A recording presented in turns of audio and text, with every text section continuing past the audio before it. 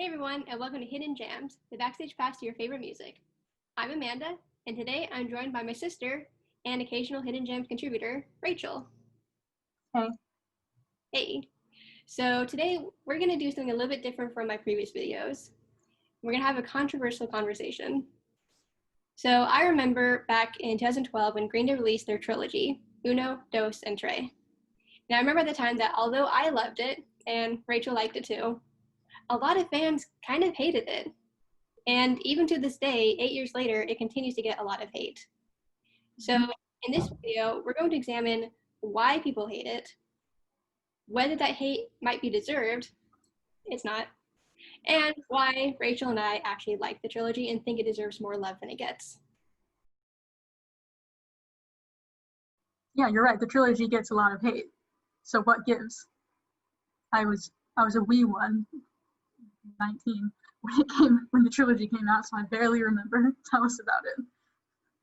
Well, I remember being really excited for the trilogy. I remember that leading up to announcing it, Green Day had been putting out these videos of them in the studio, and they were pretty cryptic. They didn't really reveal too much, but I know that was really exciting among the Green Day fans.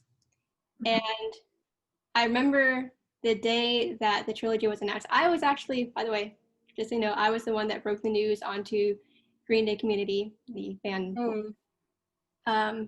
I got the first issue of Rolling Stone that announced this, and apparently I got it early or something because it wasn't online anywhere, so I broke the news. And that was really because, I mean, from my perspective, I feel like fans always want more. You know, they always want more music, more from their favorite artists. And like anytime you know about a song that they maybe have played live or that they've mentioned in an interview, if it doesn't come out, you're like, well, why didn't they release it? And you really want that song. I remember I hate it too. I think that's why fans love like rarities albums so much, like Shenanigans, for example. I remember a few years before the trilogy came out, Green Day had been playing some songs. They played Dreamcatcher, Oh Girl, or what we think it's called Oh Girl, but I don't think we actually know the real title, and Drama Queen. And I know Green Day fans were pretty excited about those three songs. And although we got Drama Queen on Tre, the other two still haven't been released. And I think a lot of fans especially want Dreamcatcher, but I'm team Oh Girl. I want that song so much. I don't see a reason to pick it. Exactly. So, I know from my perspective, I feel like fans always want more music. And that's why when Green Day said they're releasing a whole trilogy of albums with 37 songs, I thought that was super exciting. Yeah. To me, it's like paradise for any fan. Like, oh my God, they're releasing that many songs. That's amazing. But because like we kind of want to hear every song that our favorite artists have to offer, and this was a chance to. I mean, they probably wrote more than 37 songs, but oh yeah, they did. I mean, it was probably at least a good chunk of them. I think they said instead of your usual double that 10 to 15 that you'd get in an album. Yeah, exactly. I think they had like double that number. I don't remember the exact number, but I know they said they had probably like upwards of 60 or 70 songs. So why did people not respond well to it? I have a few theories as to why that was. So one theory is expectations. So where was Green Day in 2012? You might remember that in 2004, they kind of revolutionized their own music career with American Idiot. That's how I discovered them. That's how Rachel discovered them. That's why I'm such a big fan, just because of American Idiot. And they followed it up with 21st Century Breakdown. And both of those albums were so ambitious and grandiose. They're rock operas. They tapped into a lot of political overtones. And they were completely epic. And they completely changed the game in music. Yeah, they completely did. I mean, I feel like most people kind of thought Green Day was going down in popularity. I mean, each album after Dookie was less popular than before, and I think some people wrote them off as has-beens, right? But yeah, I mean, I guess because they had been really big in the '90s when we were wee babs, and you know they were into their 30s, and we all know that by the time you reach 30, you're basically a dinosaur. So yeah, why keep making music? It's hard to hear that because I'm 30 now. So But it's true. Like I think people thought they were over, and then they completely revamped their image and their style. And I think they gained a lot of respect from American Idiot and 21st Century Breakdown. Mhm. So I think for a lot of fans that discovered them in that time, or even fans that kind of felt a resurgence of love for them because of those two albums, I feel like fans had a lot of expectations going into the trilogy. I think they thought Green Day was going to do another ambitious political rock opera styled record. And not Mhm. everyone wanted that, but I think that a lot of people did expect it from Green Day. And the trilogy obviously was not that. Um, Can you imagine if it was like a 3-disc rock opera? that would be crazy. That kind of would have been amazing. But you can only, I mean, I guess there's probably some band out there that just makes their career out of rock opera, opera after rock opera. But eventually you want to be able to get back to like, I don't want to tell like this big whole story. I want to just, write music. Yeah, I think in a lot of ways, Green Day set their standards for their music so high that it was almost insurmountable. I know Billy Joe talked about how hard it was to come up with 21st Century Breakdown after American Idiot, and that's why it took almost 5 years for the album to come out, because there was so much pressure to live up to those expectations. And in Mm-hmm. the trilogy, I think he wanted to live up to those expectations, but also tear them down a little bit. And actually, I think the trilogy really accomplished that in a lot of ways. Not because it was bad, that's not what I'm saying, but because I think on the one hand, it was ambitious. I mean, it was a lot of music. But on the other hand, it kind of brought Green Day back down a little bit. Like, hey, we can still make those simple, fast, fun pop punk songs like we did in our like early in our career, and we can still experiment and do kind of something different, like with Dose, which kind of sounds more like the Foxborough Hot Tubs, and we can still Yeah. do a little bit of that more grandiose rock opera stuff, like, which is kind of exemplified on Trey. So I think the trilogy kind of offers a little bit of all three styles of Green Day. But I think a lot of fans just weren't expecting it to go that way. And I think hearing the trilogy and have it not meet those grandiose expectations kind of turned a lot of fans away in a way. Yeah, it was. I mean, if I'm honest, it was a little bit of a letdown for me because I loved American Idiot and I loved 21st Century Breakdown so much, and I was like, this is Green Day, and then they came out with Uno first, which I know we'll talk about Uno coming out first. Numerically, it makes sense if you speak Spanish, but how it just kind of like was like, oh, for a little bit for me. Yeah, actually, that's true. That's actually the next point I wanted to talk about, is kind of the first impressions that the music gave us. So the first single was "Oh Love," which is, hey, the shirt I'm wearing, "Oh Love." Hey. I know a lot of fans actually didn't like that as a first single. A lot of fans thought it was weak for some reason. I And love that song. I don't know if it made a great first single though, if I'm being honest. yeah, I'm not sure about it being a lead single, but I mean, I love that song. It's one of my favorite Green Day songs. Something about it just feels magical to me. It is a great song, and also like first singles often aren't great. Like with 21st Century Breakdown coming out, the first single being Know Your Enemy. Oh God, that lowered my expectations like a rock. I was like, oh, Yeah. this is.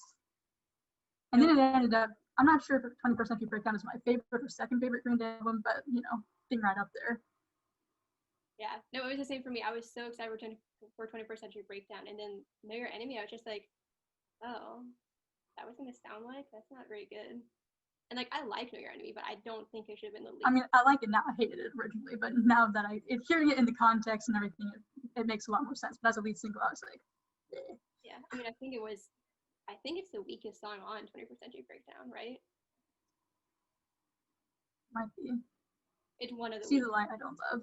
Yeah, See the Light's kind of weak too, but I mean, it should not have been the lead single. And I think a lot of people felt that way about Oh Love.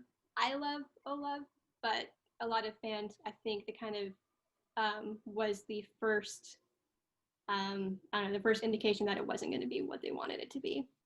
Mm-hmm. And the second single was Kill the DJ. Again, a lot of fans didn't like that song so much. They thought it was weird. They, I don't know, maybe they didn't like Billy Joe's falsetto. Some people complained that it didn't mean anything lyrically. But I mean, again, personally, I love Kill the DJ. I think it's a fun. I love Kill the DJ. It is a bop. I love that song. Yeah. And then like maybe Green Day aren't known for being like producing a lot of bops, but that one was a bop and I loved it. Yeah. I mean, what do you think would have been a better lead single? I'm just gonna look at the track listing for Uno real quick. Yeah, let's see.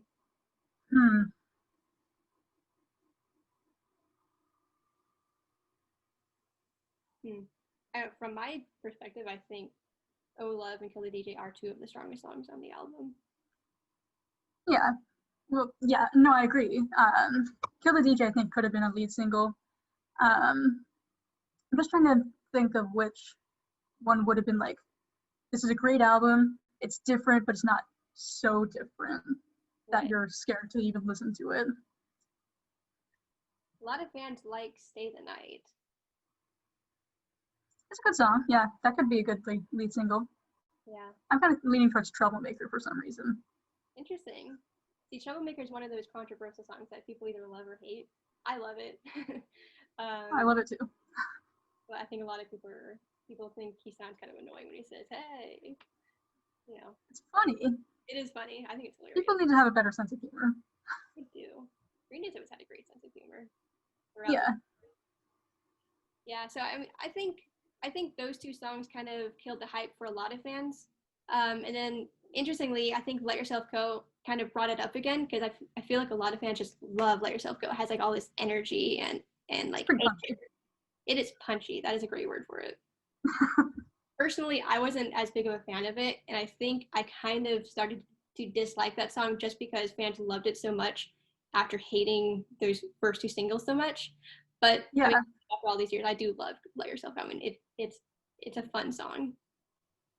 Yeah, I mean, I can definitely see that. Like, Let Yourself Go as a song by itself, I actually quite like. And like, it's a great time. But having this kind of like, you know, run-of-the-mill Green Day song. Not that it's a lame or bad song, but just like very typical Green Day, getting so much love in comparison to like Kill the DJ and Oh Love Game, which are a little bit different for them, but are also just so good. And you're just like, but why? Just and it can create this kind of almost jealousy on behalf of these songs that makes you resent Let Yourself Go. That's exactly what it is. It's jealousy and resentment. Yeah. But like now that time's passed, I can listen to Let Yourself Go and be like, yes, it's great. Yeah. But beforehand, yeah, there was some resentment there. Yeah. After enough time has passed, you know, the resentment kind of fades, and you're like, all right, this song is a bop though. It's fun. But at the time, I was pretty mad about it. Yeah, that's fair. Yeah. But then I think when Uno came out, so here's the thing. In my opinion, out of the three albums, I think Uno is the weakest. It is. That most fans would agree. I think a lot of us would agree though, because like I feel like Uno, out of the three, I think Uno is the one that kind of caters most to Green Day's earlier sound. I think it's the most comparable to like Dookie and those albums. It's like more simple, straightforward, energetic, pop punk kind of sound. And for me, I just thought it was kind of too simple, especially coming out of the previous two albums. And I don't know, I thought it was like, you can do better than this, Green Day. These songs are too basic for you. Yeah, like I know you've grown up from this time. Yeah, exactly. So while I enjoyed the album, but I felt, okay, if this is how the trilogy is going to go, it's not going to be as great as I hoped it would be, you know? Yeah. For me, it kind of crushed, it kind of squashed some of that excitement a little bit. Yeah, probably did for me too. Yeah. And I think on the one hand, it kind of lowered my expectations, and so I wasn't as excited about Dose and Trey. But on the other hand, maybe it was a good thing to have my expectations lowered a little bit, because then I wasn't going into Dose thinking it was going to be 21st Century Breakdown. I didn't go into Trey thinking it was going to be American Idiot. I went into thinking this could be, it could be good, it could be mediocre, we'll see. And I think it kind of opened my mind a little bit in a way. But I don't think everyone reacted in that way. Yeah, I mean, it was a bit of a palate cleanser, you could say. Yeah. Which, you know, has its pros and cons. Yeah, it does. I think there's one. If Uno was it for the trilogy, I would be pretty disappointed. Oh yeah, me too, definitely. Luckily, Yeah. I think Dose and Trey were a lot better, but we'll get to that in a little bit. I have one more theory about why the trilogy didn't go over as well as we would have expected it to. And that would be the elephant in the room, Billy Joe's Oh, I have an elephant. If I knew you were going to use that phrase, I could have whipped out an elephant. Oh, sorry. Do you want to grab it? Is it nearby?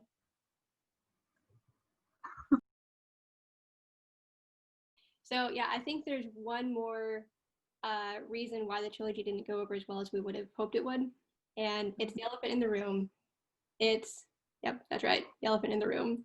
It was Billy Joe's iHeartRadio meltdown, you could say, and his subsequent trip to rehab. Sorry, you're distracting me with elephants, but that's okay.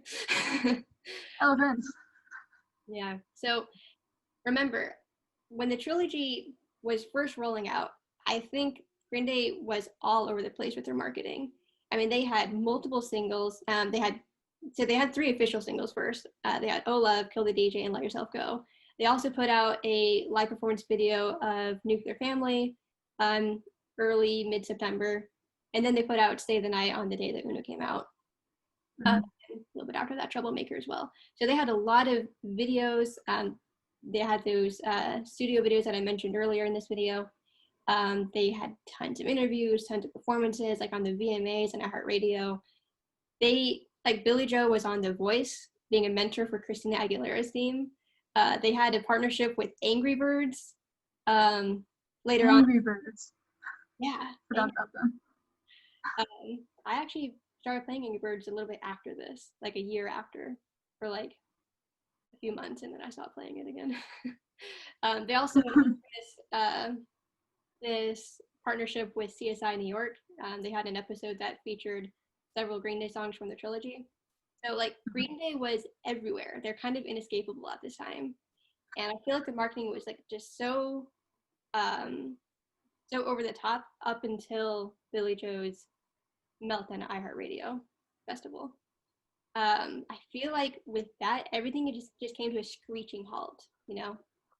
That happened on a Sunday.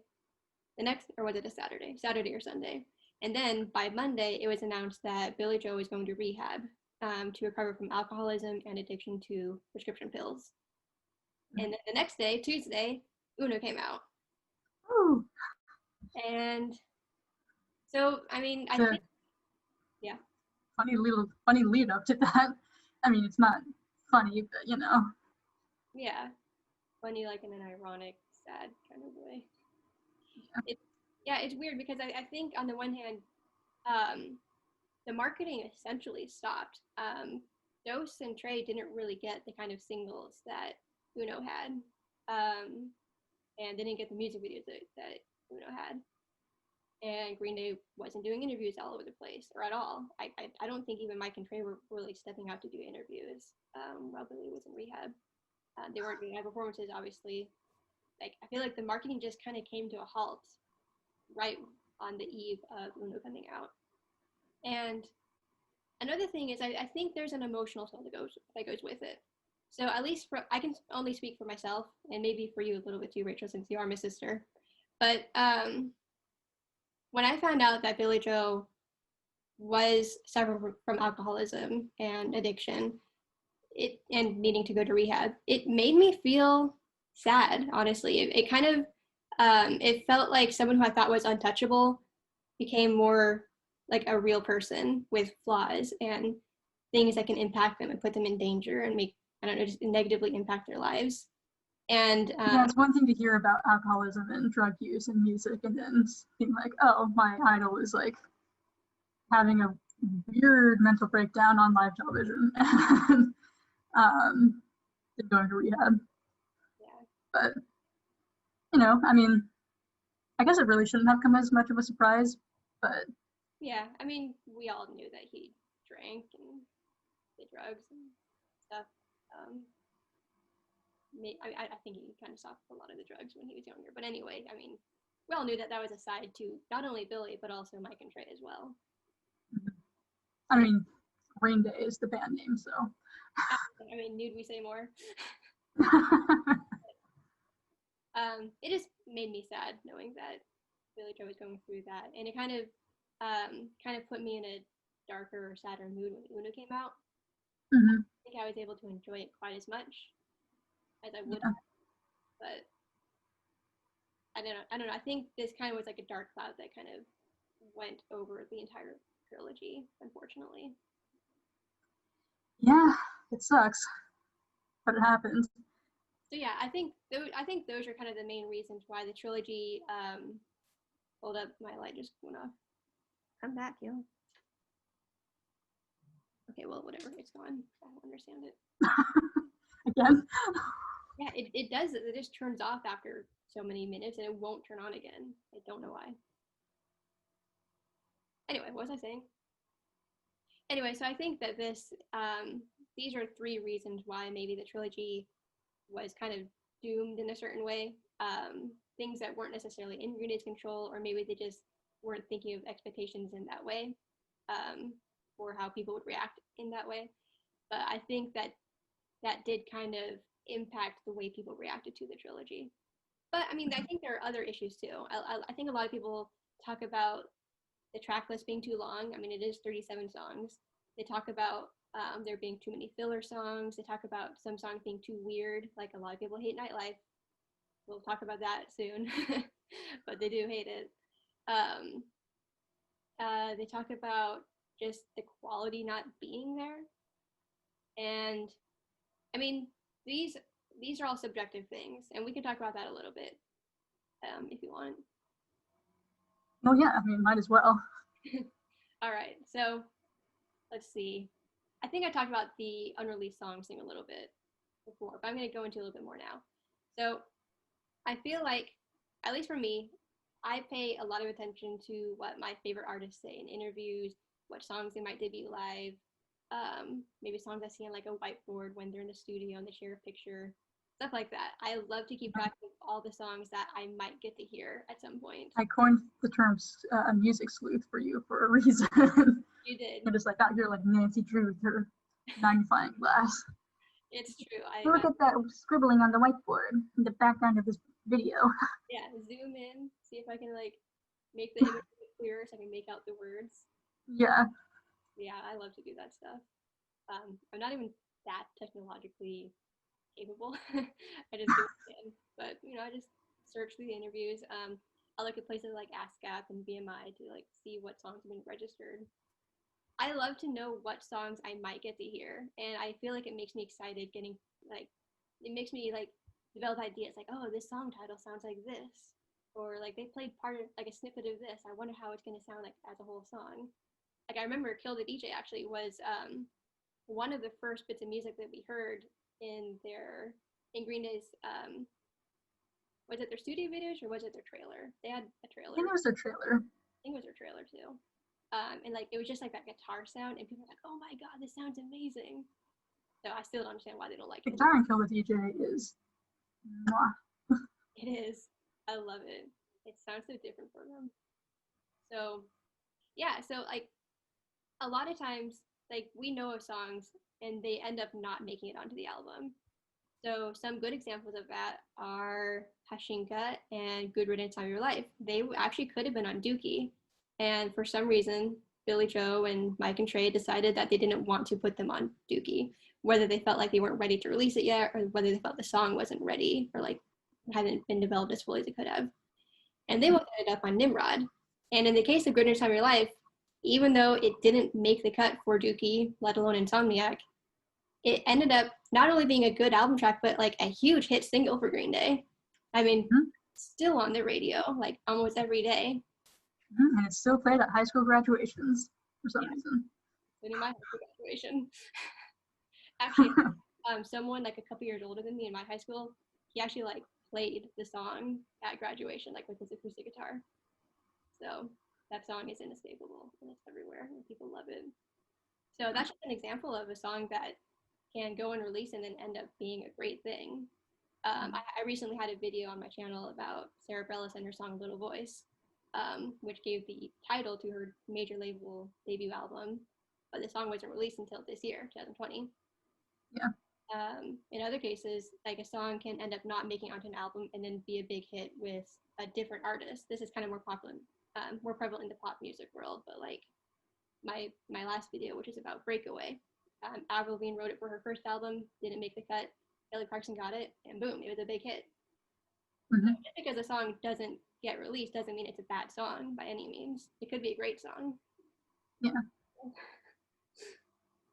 Cameo by Scarlett. Cameo by Scarlett. You're not supposed to be in here. She was sleeping. Yeah. So I think that just because a song doesn't make it onto the album, it doesn't mean the quality isn't there. It just might not be a good fit. They might not feel ready to release it emotionally.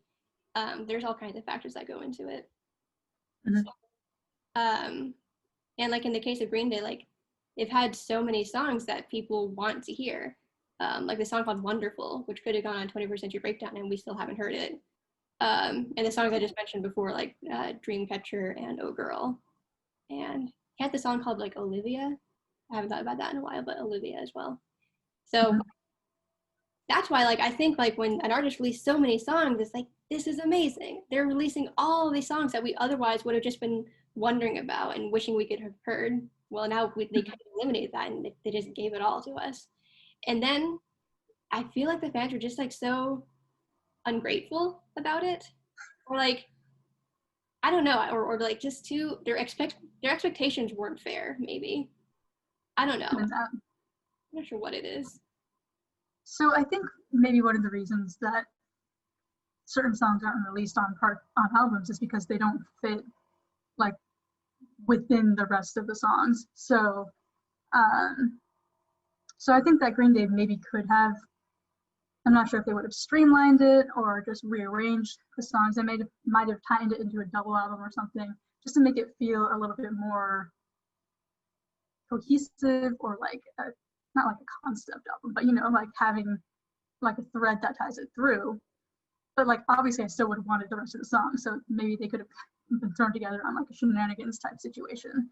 Because I'm just thinking of like different artists completely, but Avril Lavigne's album Head Above Water, it's a great album, it's pretty cohesive, but then there's the song Dumb Blonde in the middle of it, and I love that song. But does it fit on the album? Not really. It completely breaks up the flow of the record, doesn't it? Like it just doesn't feel like yeah. And the trilogy doesn't have any like songs that I can think of that are just like, I don't belong here. But I think they could have found a way to tighten things, or at least rearrange. And like maybe they did do this. They're like, no, we did create the concept, and like you said that they had like 70 songs or something that they could have released, and they already did what I'm talking about, but clearly that didn't translate for a lot of people. Yeah. And that's another thing too, is like people often talk about needing to tighten the track list, like just get rid of the filler songs. My problem with that is that I feel like there's just so much disagreement among fans about which songs they would cut and which songs they would keep. So, like a lot of my least favorite songs on the trilogy seem to be favorites either among fans or even among Green Day themselves. One of my favorite examples is 99 Revolutions. I think 99 Revolutions, although I agree with the lyrical content, I think it's a weak song. I just think it's like just a generic, boring, been there, done that Green Day song, like they've written that song before. But Billy Joe says that it's his favorite song on the trilogy. And I don't get it, So like if Billy Joe was making a track list, I would be like, I'm not sure he'd make a track list that I want to hear. Just because I guess I have different taste in his own music than he does. Yeah. And I think a lot of fans love to Let Yourself Go, and they love more of that kind of sound, the more like punchy, fast pop punk sound. But my favorite songs are the songs that I don't hear them talking about as much. Songs like Wow, That's Loud, which is one of my very great song. It's so amazing. That song makes me have so many feelings. So many joyful feelings. Yes, joyful feelings for sure. Songs like Brutal Love. I feel like Brutal Love is one of the songs that it is a little bit different for Green Day. It has this like more soulful sound, and I'm not sure that it would have fit in with other songs if they had tightened the track list too much. Well, So they also wouldn't want to have gone the direction of another one of my favorite bands, Evanescence, and their self-titled album. Those songs were very cohesive to the point where they all kind of sound the same. And I love each individual song, but as an album, it's kind of a lot of the same. Yeah, like even now, 9 years after that album came out, I still have to like look at the song when it first starts to figure out what song I'm listening to. Yeah, it's gonna be like at least 3 different songs. Which one is it? Yeah. So like you don't want to. I'm throwing a bunch of albums under the bus, like these random people who aren't involved with this video. But I'm like, you did it wrong, and Green Day maybe did it wrong. But it's fine. Because I'm the arbiter of musical truths here. Yeah, I mean that's fair, and it's okay. I talk about all these artists on my channel, so my channel hopefully like some of these artists as well. But, yeah, I think a lot of fans do wish the track list was shorter. I just worry that a shorter track list would mean a lot of my favorite songs would be cut, and I would never have heard them. Yeah, so that's kind of the thing. That's why I said earlier, like I would still want them all released. Can you hear my computer? I can hear it, yeah. Whoops. Sorry, everyone. Rachel's computer started acting up and we weren't able to properly finish recording this video. Luckily, we were basically done with why we think that Green Day's Trilogy is so hated, or at least so disliked by so many fans. But please, let us know what you think. Do you think that our arguments were on base, or do you think we missed some key reasons why it's so disliked? Please let us know in the comments, but remember to please also keep it civil. We don't want any arguments breaking out that are too heated, or too rude, or anything like that. So we hope that you enjoyed this video, and if you did, please like, comment, and subscribe, and stay tuned because we have part 2 coming out in 1 week, or if you're watching this in the future, it might already be out. I'll let you know. If it is, it'll be linked right here. But part 2 is about why we actually like or even love the trilogy and why we think you should give it another chance. So stay tuned for that, and we hope to see you back again here on this channel. Thanks for watching.